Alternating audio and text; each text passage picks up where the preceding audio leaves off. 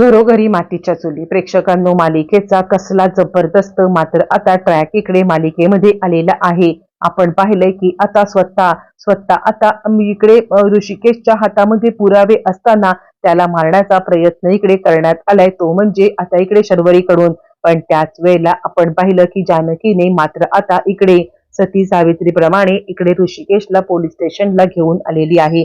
ज्या वेळेला जानकी ऋषिकेशला पोलीस स्टेशनला घेऊन आलेली आहे आणि त्याच वेळेला मात्र आता जानकी आणि ऋषिकेशने सुमित्राच्या समोर आता शर्वरीचा खरा चेहरा आणण्यासाठी मोठा काहीतरी प्लॅन केलाय आणि एका झटक्यात हॉस्पिटलमध्येच, म्हणजे जिथून सुरू झालेली घटना आहे तिथेच संपवण्यासाठी मात्र आता हॉस्पिटलमध्ये मात्र या सगळ्यामध्ये खूप मोठा धमाका केलाय. हॉस्पिटलमध्येच आणत मात्र आता नानांचा खून करणाऱ्या शर्वरीला या सगळ्यामध्ये असे काहीतरी मात्र आता छक्के पंजे करत आता ऋषिकेशने अडकवलंय की आता कशा पद्धतीने शर्वरीने विक्रांतला मारलं, कशा पद्धतीने नानांना मारलं आणि कशा पद्धतीने आपल्याला मारण्याचा प्रयत्न केला. आणि ते सीसीटीव्ही फुटेज जे गायब करण्याचा ती प्रयत्न करत होती, ते सीसीटीव्ही फुटेज सगळं दाखवत सुमित्रा सुद्धा हादरले. काय घडलंय, कसं घडलंय, हॉस्पिटलमध्ये काय प्रकार घडलाय, सविस्तर आपण आता पाहिलंय की सगळ्यांना बाहेर पाठवून मात्र आता इकडे शर्वरी खूपच खुश झालेली आहे आणि ती आता विचार करते हे सगळेजण मूर्ख आहेत, सगळे म्हणजे ऐश्वर्या सुद्धा आता मूर्ख आहे आणि या सगळ्या माझ्या जाळ्यामध्ये ऐश्वर्या बरोबर रीतीने अडकलेली आहे. आता काहीही झालं तरी ऐश्वर्याला सुद्धा आता या सगळ्यामध्ये मी आता अडकवल्याशिवाय गप्प बसणार नाहीये. माझं काम झाल्यावरती कोण ऐश्वर्या, काय ऐश्वर्या, एकदा का तो पेन ड्राईव्ह सापडू दे, मग ऐश्वर्या, जानकी, अवंतिका या तिघींना असं वाटते की या आता जास्त शहाण्या आहेत ना, यांना आता मी अडकवणार. म्हणजे आता ऐश्वर्याचा उपयोग करून घ्यायचा पण ऐश्वर्याला सुद्धा आता अडकवायचं, ही गोष्ट मात्र आता तिच्या डोक्यात पक्की आहे. आणि त्यानंतर मात्र आता ती इकडे ऋषिकेशच्या रूम मध्ये येते आणि जानकीने कुठे तो पेन ड्राईव्ह ठेवलाय, कुठे तो पेन ड्राईव्ह ठेवलाय असं म्हणत सगळीकडेच मात्र आता ती तो पेन ड्राईव्ह ठेवायला म्हणजे बघत आहे.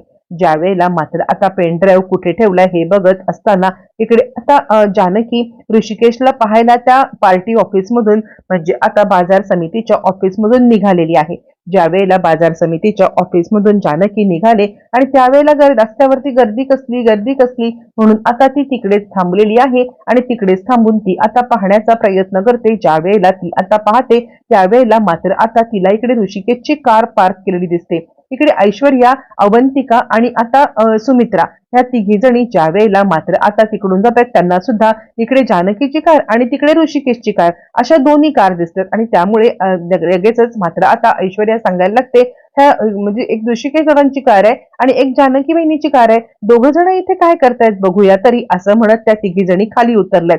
तोपर्यंत जानकीने ऋषिकेशची कार बघितली आणि इकडे कसला गोंधळ चाललाय म्हणून जानकी तिकडे आलेली आहे आणि पाहते तर काय, तिला आता ऋषिकेशचं घड्याळ आणि ऋषिकेशने घातलेल्या कपड्यातला तो हात दिसल्यावरती जानकी मात्र आता हादरले आणि त्यानंतर गर्दीतनं मार आणि त्यानंतर ऋषिकेशला पाहिल्यावरती तिला आता 440 वोल्टचा झटका बसलेला आहे.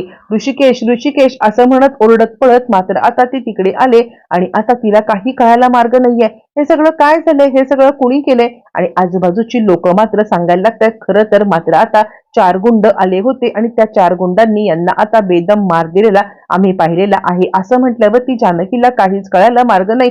ऋषिकेशला का कुणी मारेल, काय असं घडलंय की ज्याच्यामुळे ऋषिकेशच्या जीवावरती इतकं मोठं संकट आलंय. पण आता हा सगळा विचार करायला तिला वेळ नसतो आणि म्हणून आता ती ऋषिकेशला घेऊन ताबडतोब लोकांच्या मदतीने आपल्या आता कारमध्ये टाकण्याचा प्रयत्न करते. पण त्याच वेळेला मात्र आता ऋषिकेशला उचलून कारमध्ये टाकणार तितक्यात आता सुमित्रा आणि आता अवंतिका आणि ऐश्वर्या या तिघींची सुद्धा आता गाडी तिकडे आलेली आहे. तिघी जणी मात्र आता तिकडे आल्यात. ज्या वेळेला तिघी जणी तिकडे आल्यात आणि त्यावेळेला मात्र आता इकडे ऋषिकेशला पाहून सुमित्राला धक्का बसलाय, काय घडलं हे, ऋषिकेश ऋषिकेश ऋषिकेश असं म्हणत ती आता ओरडायला लागले. ज्या वेळेला ती आता ओरडायला लागले आणि त्याच वेळेला मात्र आता जानकी सांगते आरडाओरडा करून काही उपयोग नाहीये, आपण ह्यांना हॉस्पिटलमध्ये घेऊन जाऊया.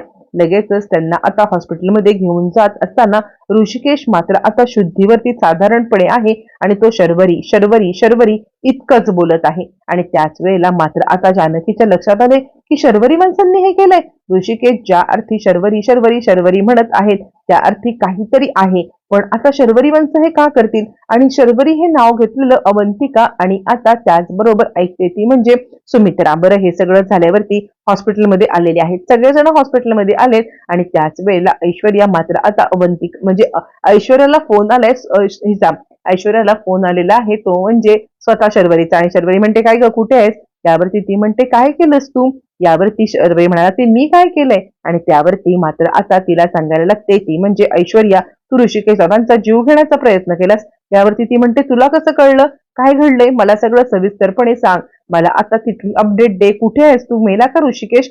यावरती ती म्हणते बाप रे. ती मनातल्या मनात विचार करायला लागते ऐश्वर्या, बाप रे, मी कोणत्या बाईच्या सोबत काम करण्याचं नाटक करते जी आता स्वतःच्या भावाला मारायला निघाले. म्हणजे मी तर एकेकाळी मात्र आता हा सगळा प्रकार केला, पण रक्ताच्या नात्यामध्ये मात्र आता हे सगळं करणं हे मला पण जन्मात शक्य झालं नाही. नाही, ही तर माझ्या पुढची आहे, ही आत्ता नाटक करते, उद्या काय करेल माहित नाहीये. आणि त्यामुळे ऐश्वर्या थोडी सावध झाली. बरं, हे सगळं झाल्यावरती मात्र आता ती म्हणते बोल ना. शर्वरी तिला म्हणते अगं काय झालंय बोल. ऐश्वर्या सांगते ऋषिकेश दादांचा अपघात झाला होता. ती सांगते अगं मेला का खपला का हाय? त्यावरती ती म्हणते अपघात झालाय आणि ते अपघातामध्ये मेलेले नाहीयेत, ते जिवंत आहेत. पण आता या सगळ्यामध्ये त्यांच्यावरती उपचार सुरू झालेला आहे.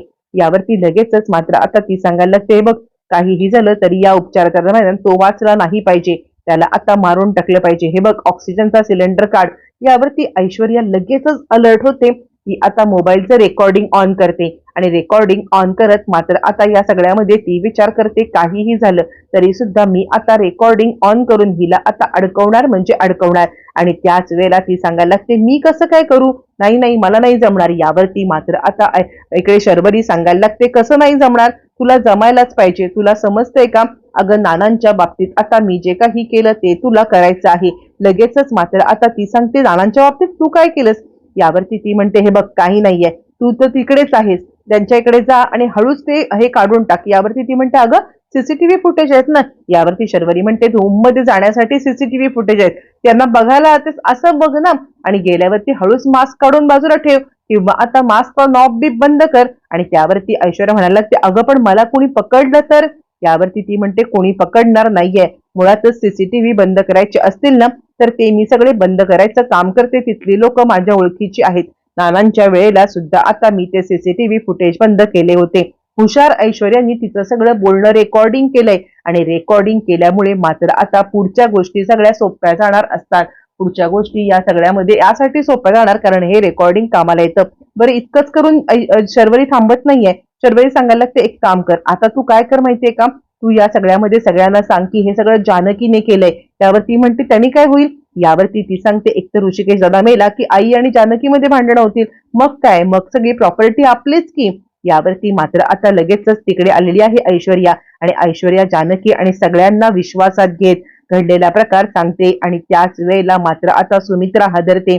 त्यावरती ऐश्वर्या सांगायला लागते हो, आणि तुम्हाला माझ्यावरती विश्वास बसणार नाही म्हणून आता मी हे रेकॉर्डिंग केलेलं आहे. जानकी, ऋषिकेशला मारणारी दुसरी तिसरी कोणी नाहीये, ती आता होती फक्त ऐश्वर्या. असं म्हटल्यावर ती जानकीच्या पायाखालची जमीन हादरले. काय बोलतेस तू? इतका घाणेरडेपणा तिने का केला? यावरती ती सांगायला लागते तो पेन ड्राईव्ह, तुम्ही जे काही सीसीटीव्ही फुटेज इकडचं नेलं होतं ना ते फुटेज. असं म्हटल्यावर ती मात्र आता लगेचच इकडे जानकी सांगायला लागते ऐश्वर्या तिला फोन कर आणि मी सांगते तसं सांग. एक मात्र आता ऋषिकेशवरती उपचार चालू आहेत, त्याला ऑक्सिजनचं सिलेंडर लावलंय. आणि त्याच वेळेला ऐश्वर्याने फोन करून शर्वरीला मी हे करणार नाही, तुला जमत असेल तर कर, कारण ऋषिकेश दादा शुद्धीवरती येत आहेत आणि ते सगळं सत्य आता जानकीला सांगणार आहेत. मग काय, चिडलेली शर्वरी मात्र आता जसं नानांना तसं मारण्यासाठी मात्र आता इकडे ऋषिकेशला आली असतानाच ऋषिकेशने हा ट्रॅप रचत तिला आता रंगे हात पकडले. आई, शरूनेच नादाला मारलंय, हा सीसीटीव्ही फुटेज. यावरती सुमित्रा सांगायला लागते ऑलरेडी मला ऐश्वर्याने तिचं आता फोनवरचं बोलणं ऐकवलेलं आहे. मी कधी विचार सुद्धा करू शकत नाहीये की हा सगळा प्रकार आता आपली शरू करू शकते. मला आता खरंच कळत नाहीये. ऋषिकेश चिडलाय, चाटकन थोबाड फोडलंय आणि थोबाड फोडत मात्र आता त्यांनी तिला चांगलंच फटकवलेलं आहे. एका झटक्यात मालिकेची सगळी समीकरणं बदललेत आणि आता इकडे ऋषिकेशच्या समोरच नाही तर सौमित्रा समोर, सगळ्यांच्या समोर शर्वरीचं खरं रूप आले आणि तिच्या तोंडून तिने आता कबूल केलेले गुन्हे रेकॉर्डवरती पण आलेले आहेत. त्यामुळे एका झटक्यात मालिकेची समीकरण बदलत मात्र आता मालिका जबरदस्त टर्निंग पॉइंट वरती आलेली आहे. आता या सगळ्यानंतर काय शिक्षा शर्वरीला मिळणार किंवा शर्वरी या सगळ्यामध्ये कशा पद्धतीने अडकली जाणार, येणाऱ्या भागामध्ये या आणि अनेक प्रश्नांची उत्तरं आपल्याला पाहायला मिळणार आहेत.